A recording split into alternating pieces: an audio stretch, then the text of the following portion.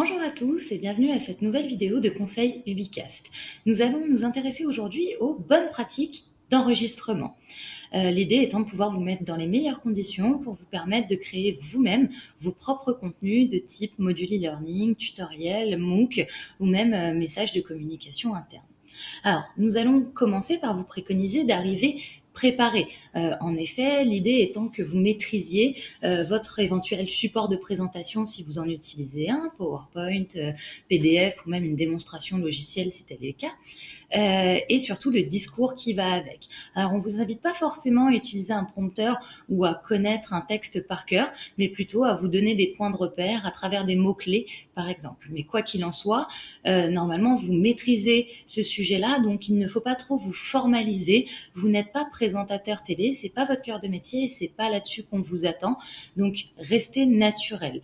L'idée étant de véhiculer votre expertise, votre savoir, et c'est comme ça que ça fonctionne encore le mieux. À titre d'exemple, vous pouvez regarder sur Internet le MOOC le plus suivi au monde aujourd'hui. Il s'appelle Machine Learning et il a été réalisé par un professeur de Stanford qui, en l'occurrence, est seul à parler dans son canapé.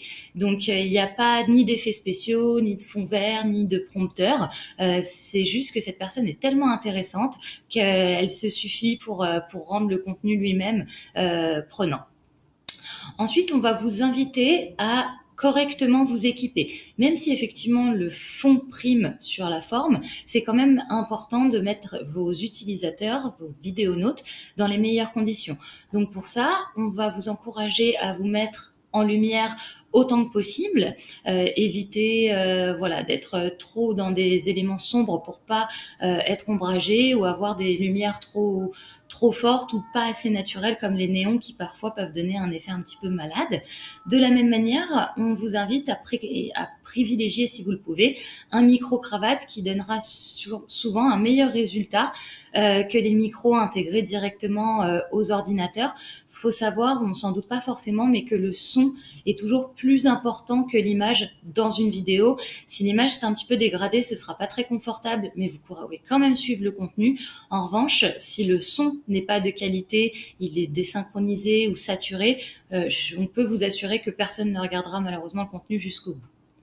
Enfin, il est aussi important de nettoyer votre environnement, aussi bien la salle dans laquelle vous êtes que votre ordinateur si vous êtes amené à l'enregistrer également. Donc faire attention à ne pas laisser des éléments apparents sur son bureau ou encore sa boîte mail ouverte. Pensez à désactiver les notifications, mais également à mettre vos téléphones portables en mode avion par exemple, ou un petit mot sur la porte pour pas que des collègues viennent toquer ou entrent inopinément et interrompent du coup l'enregistrement de votre contenu. Pour finir, donc, soyez enthousiaste, restez naturel, véhiculez l'envie à travers votre expertise et votre expérience. Vous verrez que ce sera ça, au final, le plus important.